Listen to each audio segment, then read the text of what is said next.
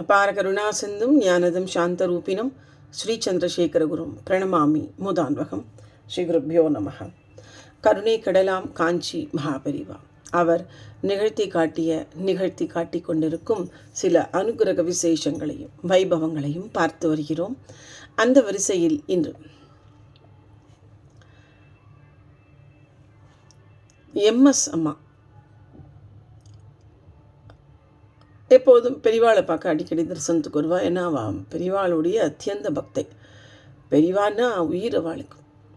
பெரிவா தான் எல்லாம். பெரிவா தான் குலதெய்வம் மாதிரி அவளுக்கு. எப்பொழுதும் வந்தால் எம்எஸ் அம்மா பெரிவாள்கிட்ட முன்னாடி உட்காந்து 2 கீர்த்தனைகள் பாடுற வழக்கம் உண்டு. ஒரு தரம் பெரிவாள்கிட்ட தரிசனத்துக்கு வந்திருக்கா எம்எஸ் அம்மாவும் சதாசிவம் ஐயாவும். அவள் 2 பேரும் தம்பதிகள் உட்காண்டிருக்கா. வழக்கம் போல் எம்எஸ் அம்மா பெரிவாளை நமஸ்காரத்தை பண்ணிவிட்டு ஏதோ ஒரு கீர்த்தனை பாடுறா. பெரிவாளுக்கு ரொம்ப பிடிக்கும்.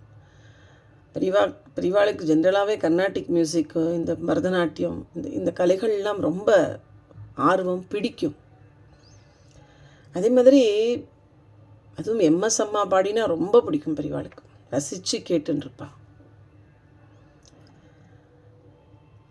அப்படிப்பட்ட எம்எஸ் அம்மா பாடின்னு இருக்கா.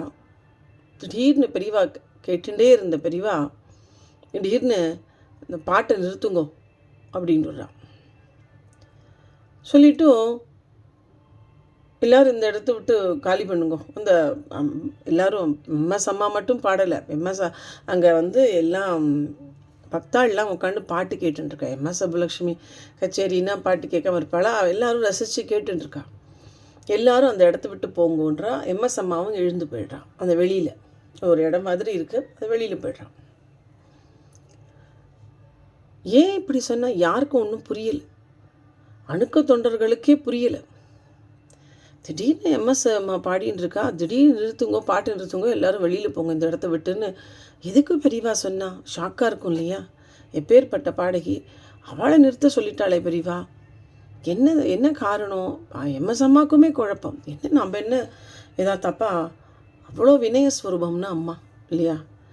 அதனால் எம்எஸ் அம்மாவும் என்ன சொல்கிற, என்ன நினச்சிக்கிற, என்ன நம்ம ஏதாவது தப்பு பண்ணிட்டோமோ அப்படின்னு அவளுக்கு.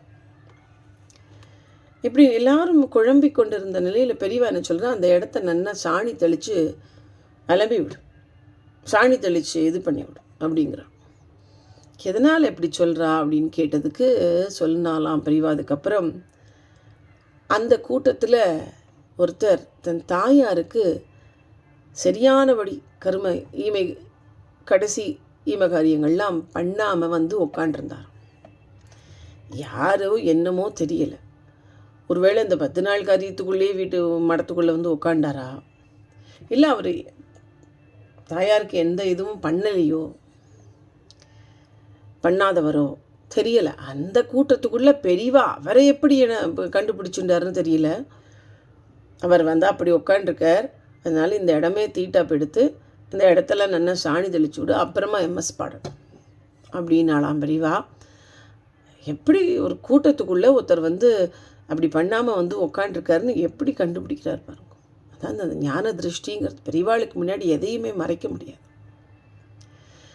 அந்த மாதிரி ஒரு அனுபவம். ஏன்னா தாயார் தந்தையாருக்கு பண்ணக்கூடிய அந்த காரியங்கள் எல்லாம் ரொம்ப ஸ்ரத்தையாக பண்ணணும்னு பெரியவா நினைப்பா.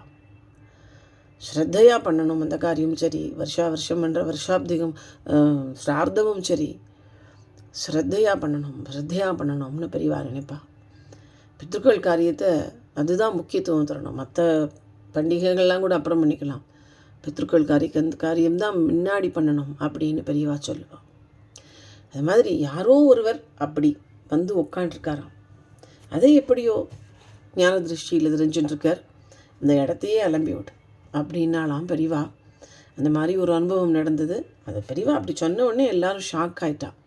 என்ன எம்எஸ் அம்மா பாடுறா, அவளை நிறுத்த சொல்லிட்டாளேன்னு, என்ன பிரச்சனை தெரியலையே அப்படின்னு எல்லோரும் குழம்பிருக்கும்போது பெரியவா இப்படி சொல்லி அப்புறம் எல்லாருக்கும் அது தெரிவிக்கப்பட்டதான். எம்எஸ் அம்மாவுக்கும் தெரிவிக்கப்பட்டதான். அப்புறம் தானே பாவம் எம்எஸ் அம்மா ஆறியிருப்பா இல்லையா? ஏன்னா பெரியவா நிறுத்த சொல்லிட்டாளேன்னு எத்தனை கவலைப்பட்டிருப்பா அவள் இல்லையா?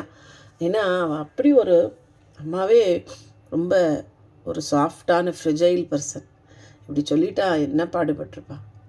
அப்புறம் விஷயத்தை தெரிஞ்சுட்டு எம்எஸ் அம்மா கொஞ்சம் ஆசுவாசப்படுத்தின்னு இருப்பா இல்லையா? அந்த மாதிரி ஒரு வினய ஸ்வரூபம் எம்எஸ் அம்மா. இந்த மாதிரி ஒரு அனுபவம் பெரியவா இந்த மாதிரி காரியம் பண்ணாமல் யாரோ உட்காண்டிருக்கான்னு ஞான திருஷ்டி பெரியவாளுடைய ஞான திருஷ்டியை ஒரு விளக்கக்கூடிய ஒரு அனுபவமாக இருக்கிறது.